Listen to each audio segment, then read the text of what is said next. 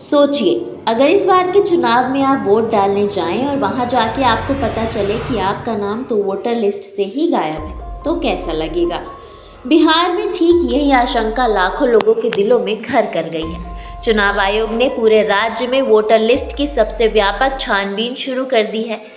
दावा है कि राज्य के कुल मतदाताओं में से करीब 5% लोग या तो मर चुके हैं या हमेशा के लिए दूसरी जगह चले गए हैं, या फिर उनका नाम एक से अधिक जगहों पर दर्ज है।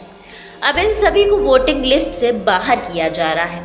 चुनाव आयोग ने हाल ही में एक प्रेस रिलीज में बताया कि बिहार में अभी तक 6,60,77,208 इम्यूरेशन फॉर्म यानी ईएफ जमा हो चुके हैं। यह संख्या राज्य के कुल 7,79,69,844 रजिस्टर्ड वोटरों का 43.66% यानी लगभग 84% मतदाताओं की पहचान की पुष्टि हो चुकी है।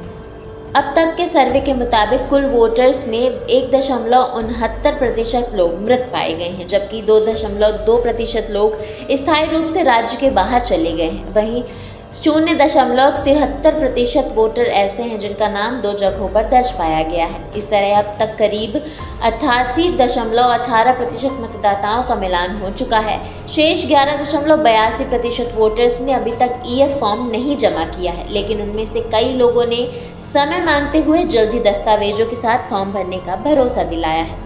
यह पूरी प्रक्रिया स्पेशल इंटेंसिव रिवीजन यानी एसआईआर के तहत की जा रही है, जो चुनाव आयोग द्वारा 24 जून को शुरू की गई थी। इसका उद्देश्य 1 अगस्त 2025 तक संशोधित ड्राफ्ट वोटर लिस्ट को अंतिम रूप देना था। इसके लिए सभी वोटर्स को 25 जुलाई तक ईएफ फॉर्म और ज़रूरी दस्तावेज जमा करने होंगे।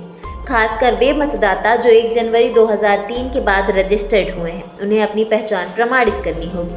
दिलचस्प बात यह है कि एसआईआर की शुरुआत सबसे पहले बिहार में की गई है, क्योंकि यहां नवंबर 2025 में चुनाव होने हैं।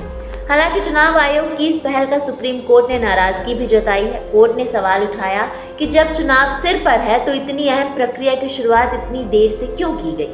अदालत ने चेताया कि इस वजह से कई लोग मतदान के अधिकार से वंचित हो सकते हैं। इसी बीच बिहार की वोटर लिस्ट को लेकर एक और बड़ा विवाद सामने आया है। मीडिया रिपोर्ट्स और सूत्रों के मुताबिक कुछ विदेशी नागरिक, विशेषकर नेपाल, बांग्लादेश और म्यांमार से आए लोग भी यहाँ रह रहे हैं और संभव है कि इनमें से कुछ के नाम भी वोटर लिस्ट में शामिल हों। इस मुद्दे को लेकर विपक्ष ने चुनाव आयोग पर गंभीर आरोप लगाए हैं और पारदर्शिता की मांग की है। बिहार में मतदाता सूची की यह विशेष छंटनी सिर्फ एक तकनीकी प्रक्रिया नहीं है, यह लोगों के लोकतांत्रिक अधिकार, राजनीतिक संतुलन और चुनावी निष्पक्षता से जुड़ा अहम मामला बन चुकी है।